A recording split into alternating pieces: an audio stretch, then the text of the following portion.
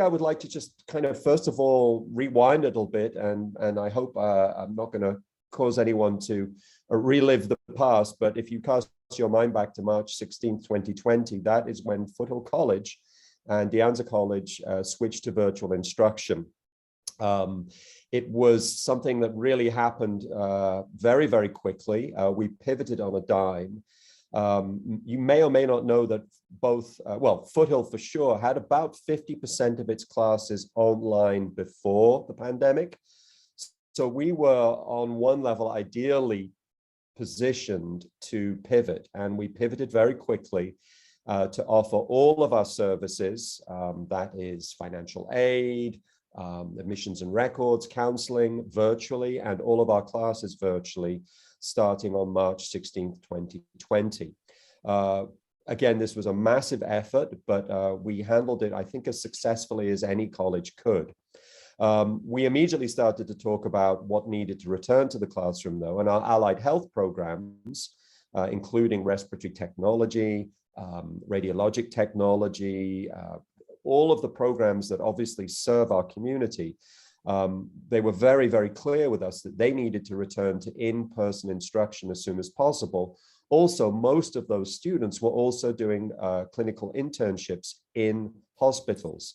And in April, May 2020, our students, especially our respiratory therapy students, were working in local hospitals, helping save lives. And we did donate respiratory equipment to hospitals to supplement their equipment as well.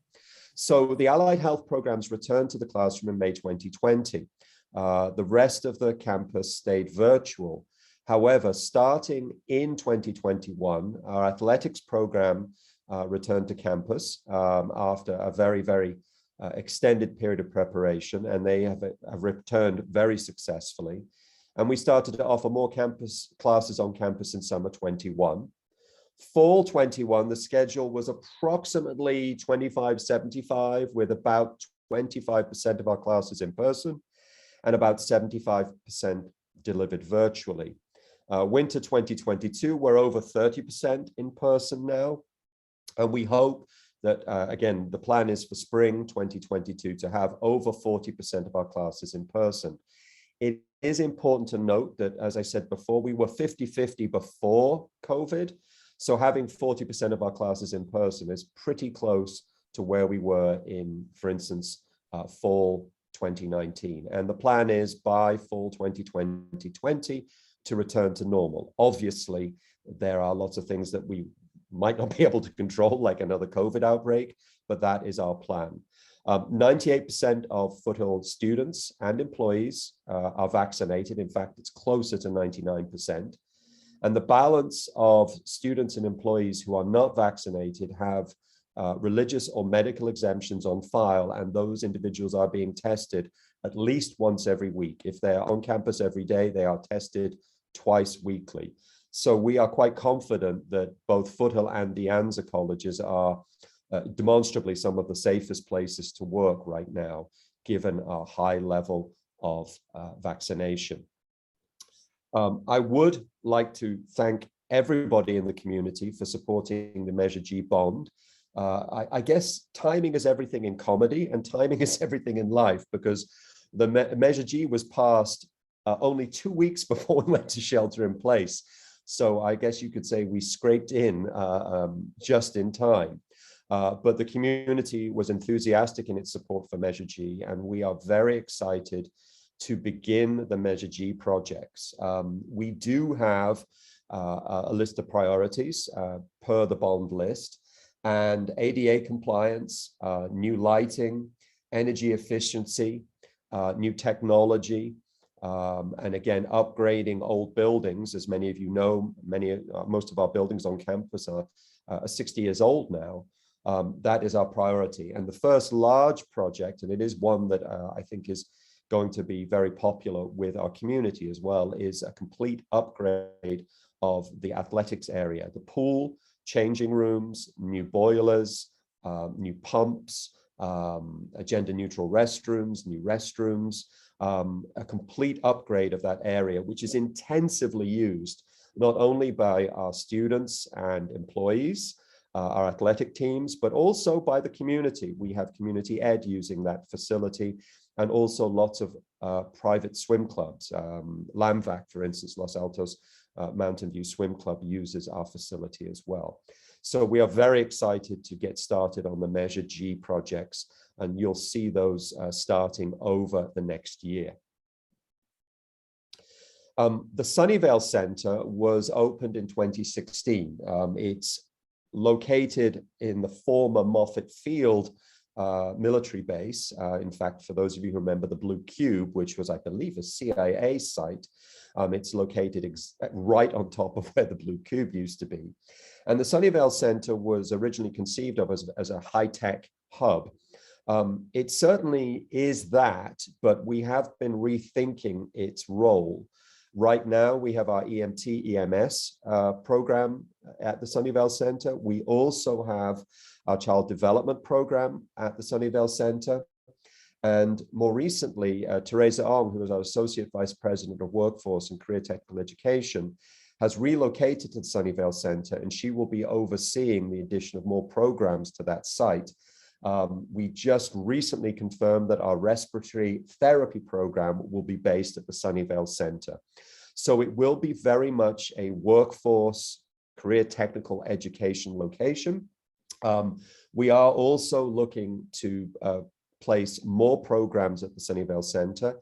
And the Mayor of Sunnyvale has also indicated that he would really like to use the Sunnyvale Center as the center for a redevelopment, as a focus for redevelopment immediately around that area.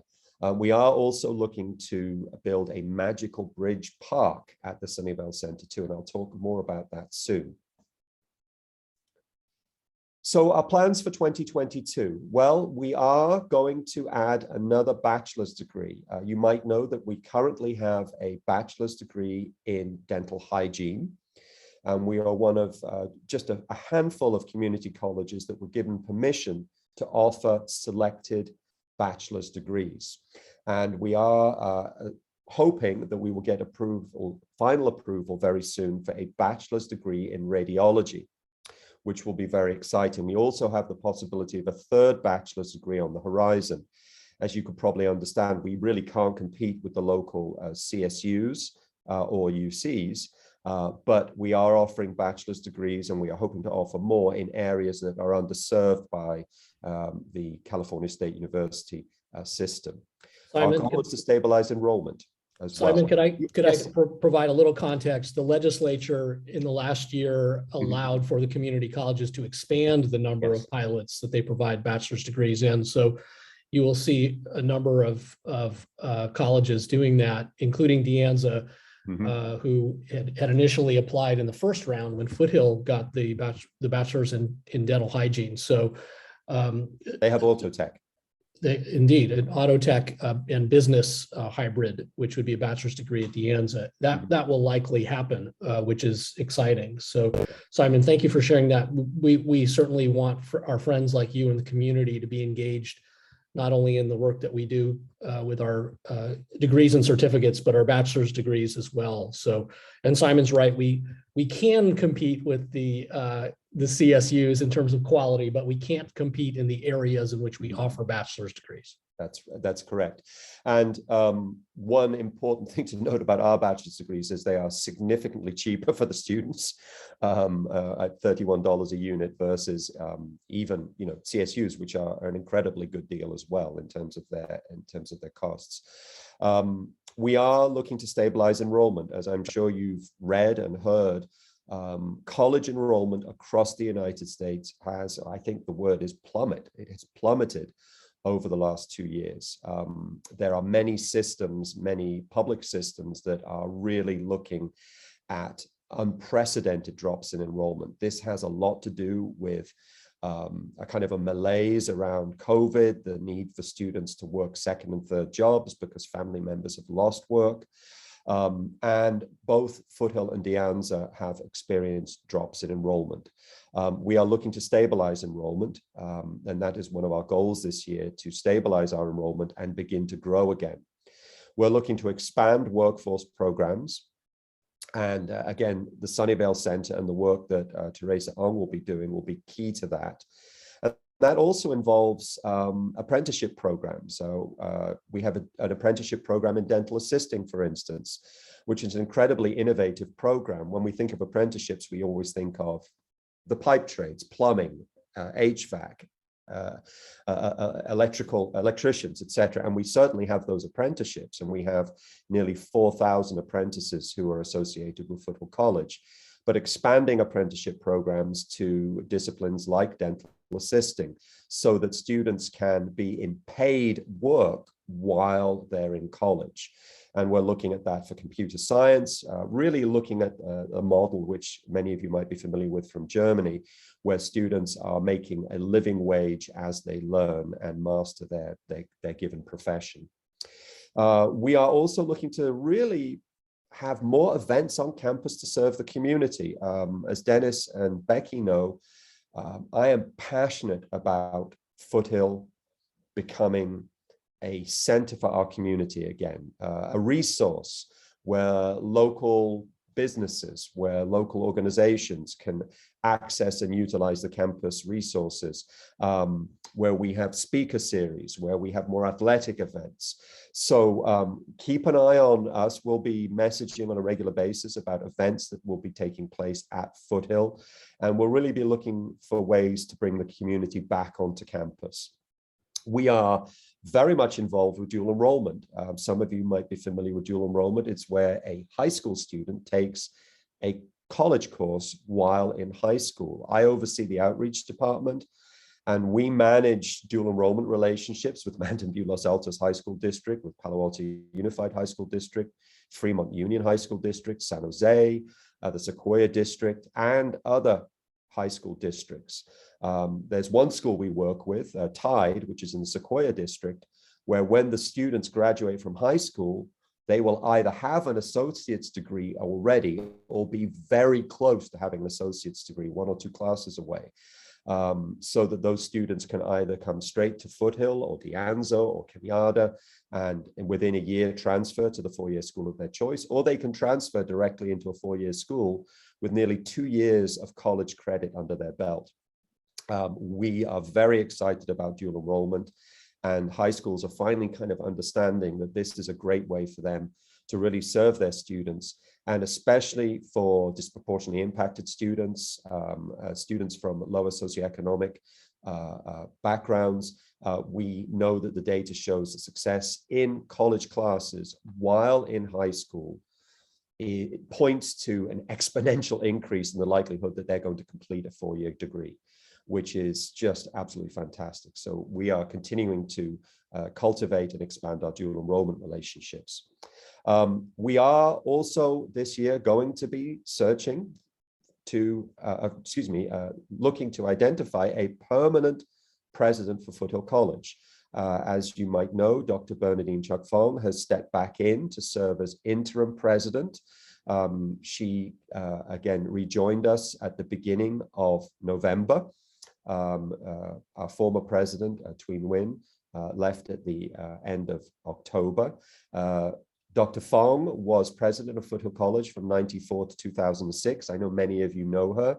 She has been absolutely fantastic and is just an absolute dynamo. And we've got so many projects on the go, which I think is really a testament to her love for the college. And as you might know, she has been with Foothill in one capacity or another since, I think, 1970. So she really is Foothill through and through, and she is obviously a local resident as well. We are looking to build magical bridge parks at both the Foothill and the Sunnyvale campuses. The Magical Bridge parks are designed primarily for children and adults who are either developmentally disabled or physically disabled. And Sunnyvale is very excited about us building a Magical Bridge Park at our Sunnyvale campus. And we are looking at sites at the Foothill campus and starting to look for partners to help us build a park on the Foothill campus as well, which would serve as a great resource, not only for the local community, but also would support our child development program, and again, could be used for a variety of other programs as well. Finally, Foothill as a community resource. Over the last 2 years, we have tried to stay very much in touch with our community. We hosted COVID vaccination clinics in May, June, and July of 2021. We recently hosted the recent Santa Clara County antigen test distribution site in Lot 6.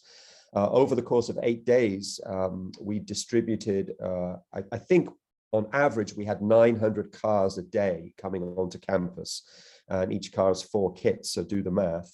We served a lot of community members, and also it was very positive for a lot of community members to see the campus as well. And we were very, very happy to partner with Santa Clara County. We did have our summer musical in person in 2021, and we are going to have in-person shows. The Mystery of Edwin Drood is coming up in a few weeks. We will have our summer musical, so we will again be back very much in force in terms of our theatrical events. Community education and rentals restarted in the summer and the fall of 2021. So our swimmers are back in the pool. Our rental clients are now using soccer fields, the football fields, and other resources. And we're very excited to see everybody back on campus. And of course, the track, tennis courts, etc., are open for casual community use during regular business hours. We did continue to host Los Altos Hills Green Waste events. And again, this is particularly important in terms of, the fire season and making sure that local residents were able to dispose of their green waste. And then looking forward, we have our Day on the Hill, which is our annual open house and recruitment event on April 23rd, and you'll hear more about that over the next few weeks. We are looking to have a college open house on April the 5th to invite the community up to the college to see what we do, to come into our classrooms and to really kind of really get very familiar with the amazing things that are happening on campus. The physics show is restarting in person. The physics show has been going now for many years and serves thousands of students every year, mostly students from disproportionately impacted school districts, and has instilled a love of physics in tens of thousands, and that is not an exaggeration, tens of thousands of young people. And finally, we have our Research and Service Leadership Symposium, which continued virtually throughout the pandemic, but it will be back in person on May 19th. And that is when our students present their projects, their research projects. It is a wonderful capstone event for the year. And again, students use these projects also for their applications to their 4-year schools. So it's a very, very exciting time. So we're back. I'd be a liar if I said that we haven't had challenges. It has been difficult to operate a college virtually, but we are very proud that we have been able to serve students, to support them with basic needs. And again, I would like to thank Dennis and the foundation for really being amazing partners in helping us support students with basic needs like food, housing, mental health support, medical care. And we're just really looking forward with optimism. It has been challenging for education, and everyone is kind of wondering what's going to happen tomorrow. But we're looking forward with optimism, and we're planning to stabilize and to expand and continue to do what we do best. We are, along with our sister school, De Anza, the 2 best transfer, in terms of numbers, and we are the 2 best transfer schools in the state. And Foothill has a reputation as one of the top 3 online community colleges in the nation, and we're continually ranked in the top 3 and usually number 1 in California. We're going to continue to do what we do well and look for ways to improve, and we're very excited and optimistic about the future. And thank you for listening, and I can take questions, and really excited to hear your thoughts too on what we can do to better serve our community. Hey, Simon, and Kim, if this is okay with you, before I jump in and talk about our foundation, if folks have questions for Simon that are fresh in their minds about what's happening at the college, we'd love to hear it. Great. Thank you so much, Simon. That was really exciting. John, I see your hand raised and I'm going to jump to you, but I just got to say, I think I've worked in government for too long. When I see Day on the Hill, I'm like, oh, when did Foothill start doing the advocacy day? So I think I've just been in my world for too long. So John, you're first. Thanks, Diana. Let me just lower my hand quickly here. Just want to say, really exciting. Thanks for the wonderful update. And then I will let you, because you mentioned the BS in radiology, I just shared that during your chat with our HR manager and our director of imaging, and they were both really excited to hear about that. And so that they know that you've been working on that for a while, and we're just really excited that that was coming to fruition. So just want to pass that real-time feedback along to you. So. Well, thank you very much, John. Our allied health programs are just phenomenal. As you might know, our pass rates are typically between 99 and 100% in state board exams. If you're going to the dentist soon, the chances are your dental hygienist will have been trained at Foothill. Last time I'm with Kaiser, last time I had an x-ray on my knee, the radiologic technician had been trained at Foothill.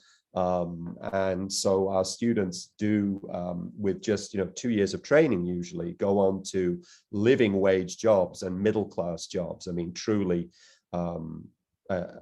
fantastic opportunities for our students. And many of those students are students who have a bachelor's degree in, philosophy or various other disciplines, but come back into healthcare because, again, they're passionate about serving people, and also because these are such great careers and so in demand. I mean, they go straight from Foothill. They have jobs even before they leave here. Yeah. There is a need. Nadia. Thank you so much for that. That was really wonderful to hear. And I took a lot of notes.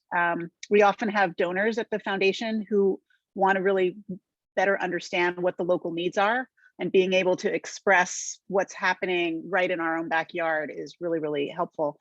My specific question is around housing. I know that there's a lot of students who are struggling, and just wondering if you could speak a little bit more about how the college does help with that.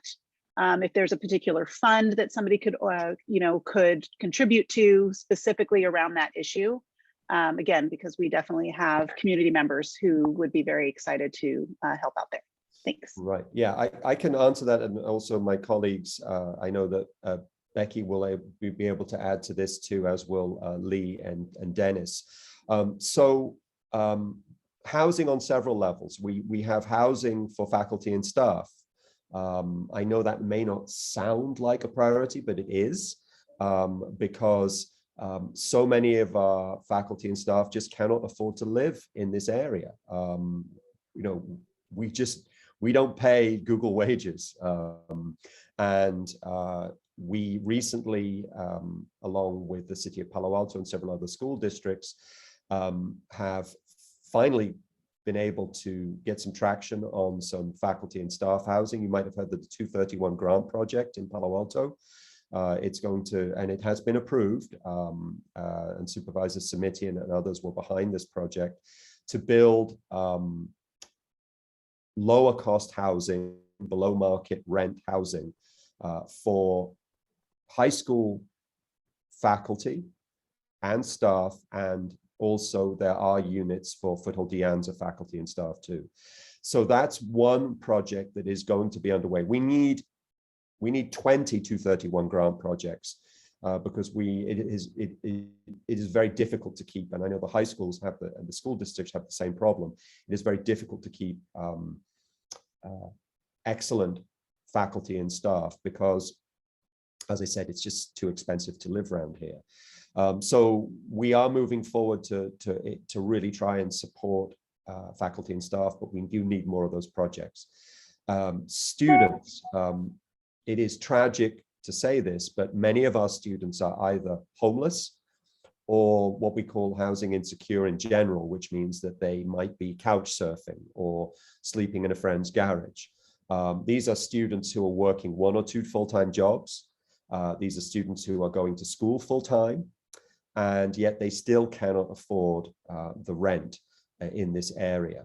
And we do work with Catholic Charities. We do have resources where we try and match students that need housing with, again, local homeowners who might have a room to rent. So we have been doing that now for 2 years to match students. But we also know that's not nearly enough. Student housing is something that was very much part of the recent bond project.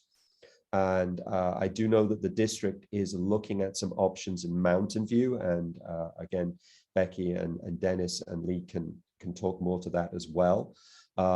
Building on the Foothill campus is just something that would be very, very difficult to do for a variety of different reasons, given that, you know, our location, local zoning laws, but we are actively engaged with community partners to try and support our students.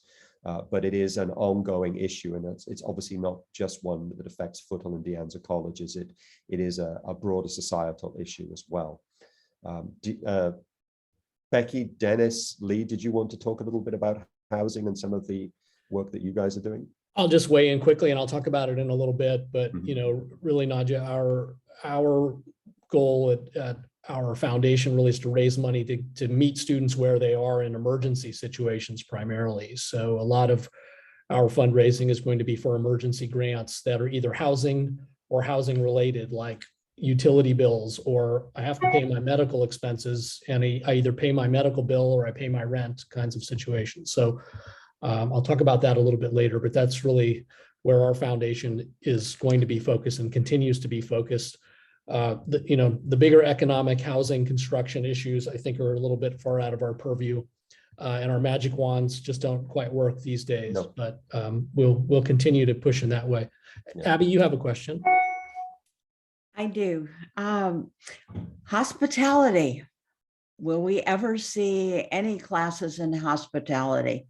Our area is huge in hotels. You're seeing them built, you're seeing them everywhere, and very difficult to get any kind of hospitality educated student that we could bring on board.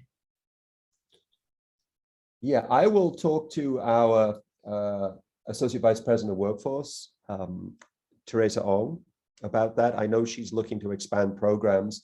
There are some community colleges, not immediately local, that do have hospitality programs. There are several culinary programs in the Bay Area, and they obviously train chefs. But hospitality in general, the hotel industry, which is obviously quite big around here for obvious reasons with Silicon Valley. I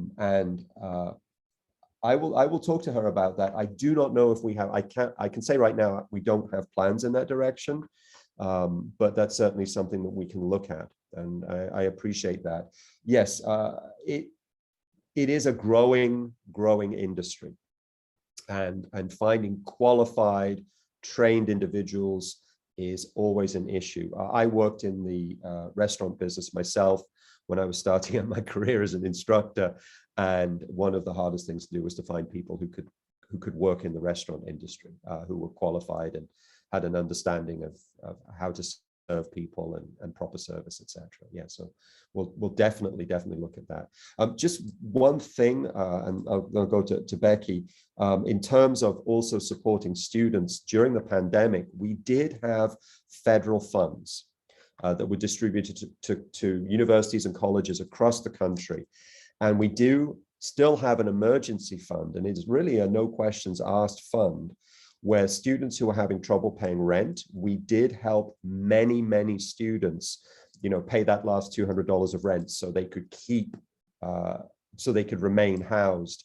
Many students lost their jobs, especially in that first, 6-month period of the pandemic when many businesses closed. And so trying to keep students in their housing and stable was a real focus for colleges across the country. And I know that both Foothill and De Anza distributed between us millions of dollars to students to help with basic needs like food, right the way through to hotspots. We distributed hotspots so that they could have Wi-Fi access because all of their classes were online. We also distributed laptops for students who, loaner laptops for students who did not have computers at home, and also help students pay rent and food. and medical bills. So we, colleges in general, and more specifically Foothill-De Anza, have really, I think, done a very good job keeping thousands of students in their homes, keeping them fed, and also helping them with medical care. It's, we're educational institutions, but we are also, and we have been over the last few years especially, a social service center as well. Keeping people in stable conditions and helping them get through the pandemic. I'm sorry, Becky, you had your hand up. Becky, before you go, Abby, I just direct messaged you Simon's email address, and mine is the same email format if you want to reach us, or if you want to put your email in chat. Becky, why don't you go ahead? Just a quick postscript on the housing. The Measure G bond does include, I think, about $200 million for housing, which sounds like a lot of money, but what kind of the model I think we're looking for is something very similar to this housing project in Palo Alto, which is being built on county-owned land and with 2 nonprofit developers. We've never run student housing, and I'm not sure our board really feels like we should get into the student housing business. So we're looking for partners that could run the housing for us. And Judy, our chancellor, has worked very hard on this, and we thought we might have a project in Mountain View, but for whatever reason that fell through. But she is working very hard on this, and hopefully we will have more success finding partners, because we do have some money to put into it. Yeah, thank you, Becky. And to add on to that, having our students live in the community is good for local businesses, because they are workers at a time when it seems as though it's almost impossible to hire people right now. They are hardworking, very diligent and highly qualified young people, and we need them in our community, and trying to find ways to allow them to stay in the community is extremely important, because if people cannot afford to live around here, they'll leave. And we've seen how many people, thousands of people, leave the Bay Area during the pandemic because they've taken advantage of being able to work remotely. And that hurts local businesses. I mean, it hurts restaurants, it hurts hotels. Businesses cannot find workers, and they also lose custom. People who are not spending money in local grocery stores and restaurants. So we would like to keep our students local, and we would like them living locally as well.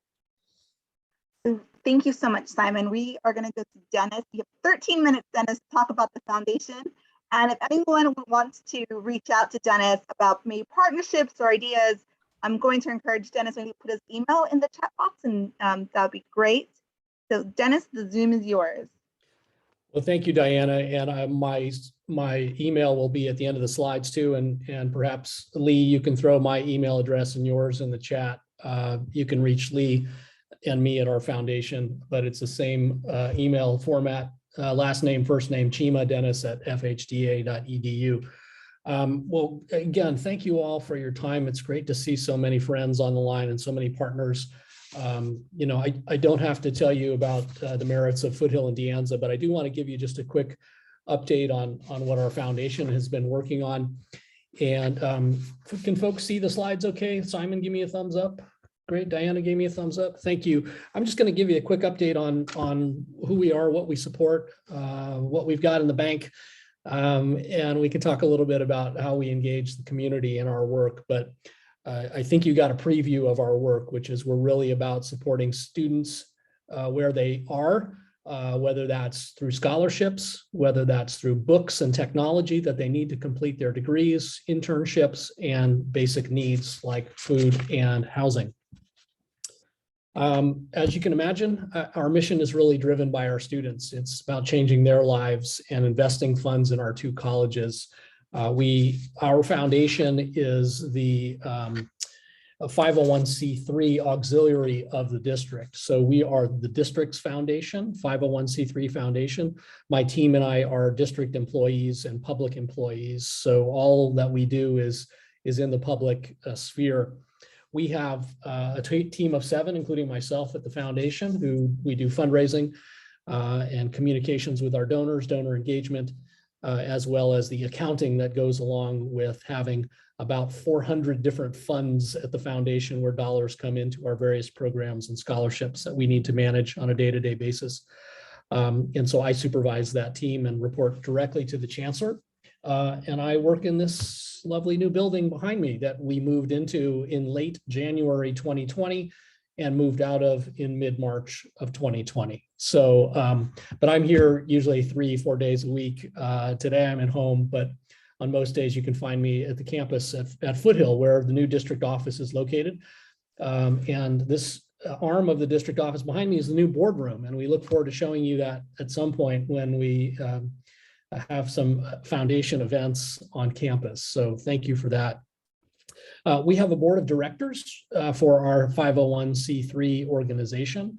That's in addition to the board of trustees that already exists, the elected board of trustees at the district. So our foundation board includes the 2 college presidents, the chancellor, 2 members of the board of trustees, as well as members of the community, folks like Diana and others who give their time, talent, and treasure to the foundation to help us do the work that we do in raising funds.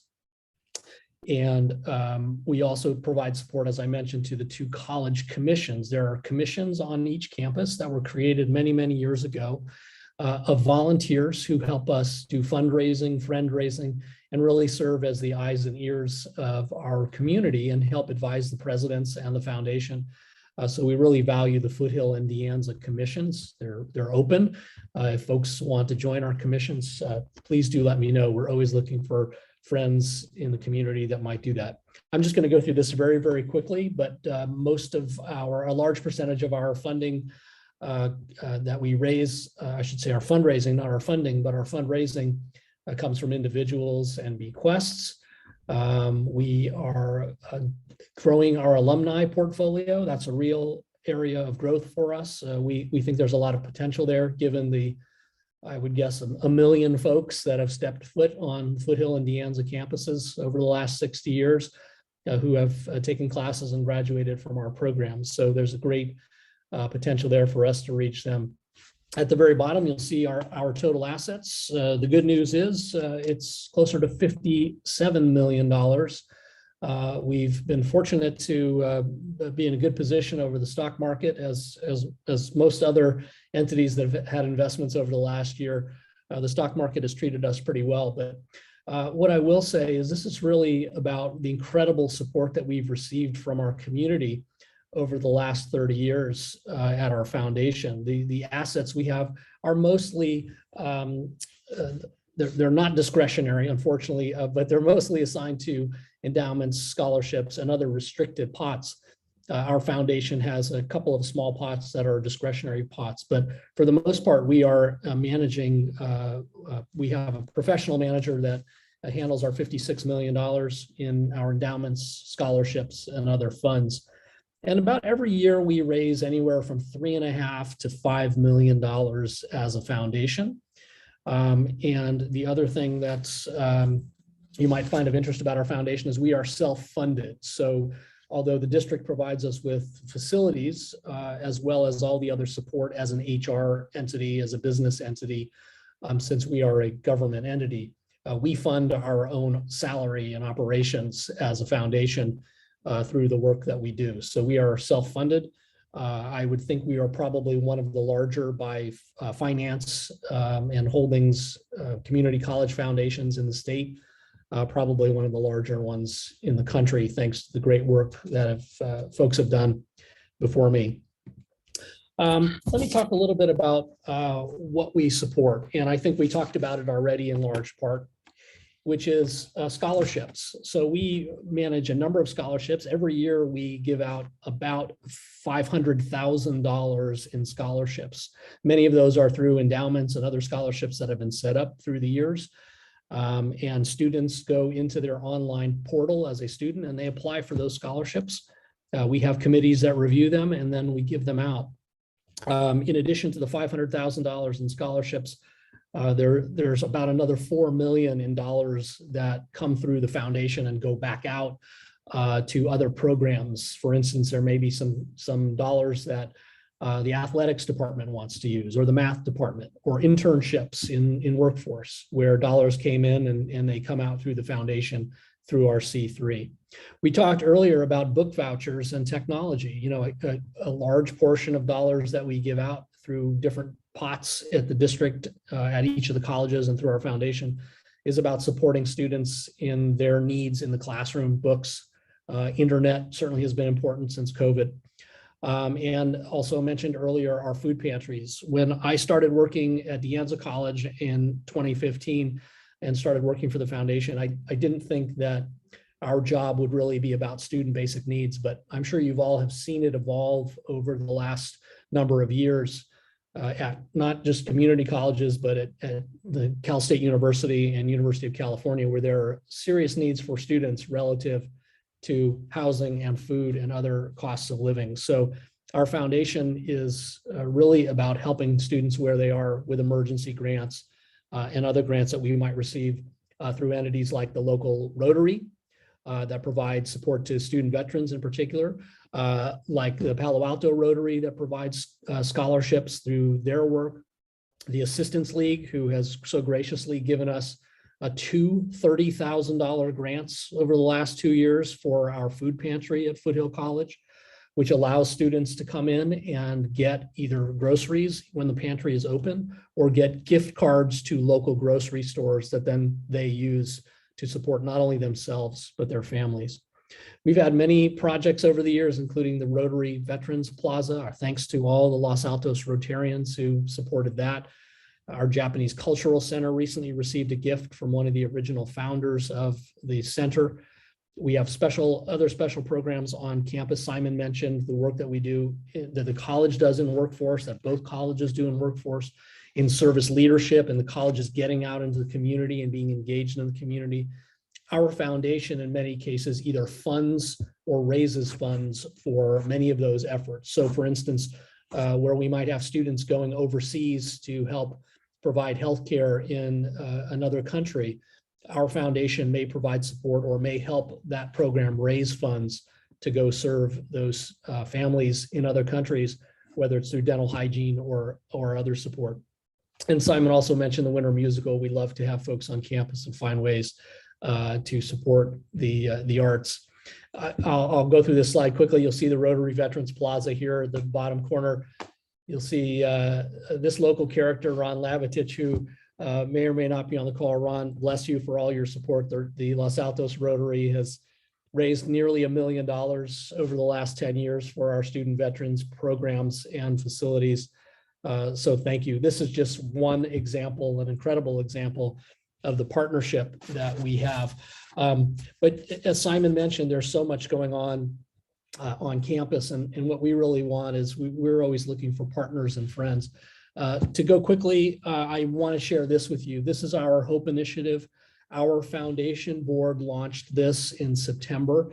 This is our 3-year, $3 million initiative. So in addition to the dollars we already raise for Foothill-De Anza, our foundation board would like to raise an additional $1 million over the next 3 years. So a total of $3 million to help our food pantries, our emergency funds and financial aid. So those are grants for things like housing expenses, utilities, and also for student mental health. So can we find ways to support additional capacities to serve students on the 2 campuses with mental health support? So I want to acknowledge folks at the local community foundation. Thank you for all that you've done to support Foothill-De Anza.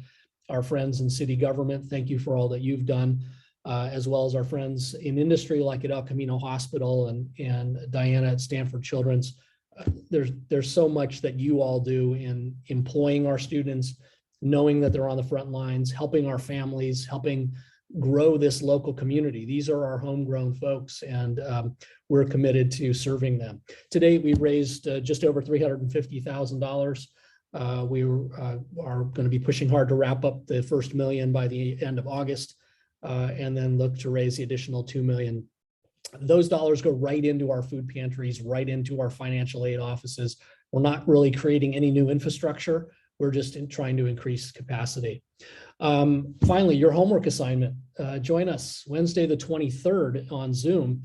If you'd like to leave me your email address, if you'd like to drop me an email or call me at the office, we can give you the details. But we're having a virtual town hall on the 23rd where our community will receive updates from our presidents, our chancellor. They'll hear about the HOPE initiative as well. But please do join us just for an hour on Wednesday, the 23rd at 5 p.m. Diana, with that, I'll leave our email addresses there and see if there are any last questions before we wrap up the hour. Thank you so much, Dennis. That was a great amount of information. We have about 2 minutes if there are any questions or comments from the group. You're getting people who want to attend the town hall. I love it. It's on my calendar, so for sure. Ginny, Great. go ahead. Jenny, your hand's up, your mic's Yeah, off. I There you know. go. It's a two-step process. That's okay. Remind me what you said. Assistance League gave two $30,000 gifts for the food pantry. Yes, correct. Two So- 30,000, so 30,000 last school year and 30,000 right now. So we've just gotten about 20 of that 30,000 for the current school year that we're currently deploying. So in fantastic $10,000 gift. increments. What a great gift. It's Thank an you. incredible gift. Yes. Yes. And thank you to Joe and others who've advocated on our behalf. Other questions? And if you need Simon to come work in your restaurant or hotel, his email address is there. If you have hard questions, send them to Lee. And if you have money, send them to me. I have neither, I hope, or no, it's not, I hope. I wish I had more money to send you, but just wanted to make sure that if there's another opportunity for especially housing initiatives in any of the towns, it would be great to have the folks who are on this call. We would love in the foundation to help advocate. If there's things we can do to write letters to city councils, to planning committees, to come to meetings, to bring other funders and donors around to really kind of get more community support and be able to articulate how key those kinds of projects are to overall community vitality. We would love to just be in the room with you if we could help. Thank you. We're always looking for friends and advocates. In many cases, it's not necessarily, we're not looking for your wallet. We're looking for your friendship and your letters of support. So thank you for that offer. We appreciate it. One thing that I didn't mention, and Simon didn't mention, we just completed or in the process of completing at the district, a move to district area elections. So currently the Foothill-De Anza Community College District, which goes from Palo Alto down to West San Jose, is elected really 5 people at large. The district is moving to trustee areas that will be in different buckets. Becky, I don't know if you wanted to add anything to that by way of process, but you will all see that in your local newspapers if you haven't already. The only thing I'd add is you could come spend your Valentine's Day with us. That's the finale, the final vote on one of the maps, draft map A. It's been a really interesting process, and we've had great support, particularly from the League of Women Voters, to get the word out about this. And I think it will be interesting when the first election is November of this year, and it's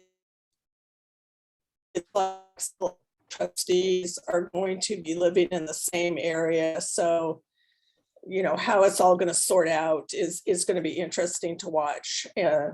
Anyway. Thank you, Becky. And Kim and chamber members, thank you for your time. We deeply appreciate all that you do for our students. So thank you on behalf of my colleagues and the chancellor and our presidents. We really appreciate you. Thank you so much for being here. Kim, in the negative seconds that we have, any final announcements from the chamber? A few things I wanted to chime in. Dennis, if you could share the town hall information with me, we'd be happy to share that with all of our membership. I know there are several on this call that would like to participate, and then broader membership as well. Just wanted to again encourage, I think the partnership with Mountain View Los Santos Community Foundation would be a great synergy. The chamber is always here to help and support. I know the food pantry, when it was closed in the early stages of the pandemic, we tried to align some of our restaurants to support and provide meals for students as well, and would still be happy to do whatever we can to support in that light. One quick brainstorming idea that came to me when you were talking about the mental health services. I know that CHAC provides services for our elementary and high school districts here, and I don't know if they would have the capacity to partner with you for Foothill students as well, but I'd be happy to make introductions and initiate conversations there if that's a possibility.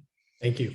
And then on the chamber side, we have March 25th, we have set the date for our State of the Cities event, which is when the mayors of Los Altos and Los Altos Hills present their their synopsis for the year. So State of the Cities and vision for the future. Last year, we had several of our elected officials that also were able to participate, and we've invited them again. So we look forward to a really incredible event, and that's sponsored by Young Craig and Company and El Camino Health. I believe that's all I have this morning. So I really appreciate the Foothill Foundation, Foothill College for coming to share with us so much great information, and what a valuable resource we have here in our community. So I thank you so much for bringing us up to date. Thank you so much for inviting us. All right. Anything else, Diana? I think that's it.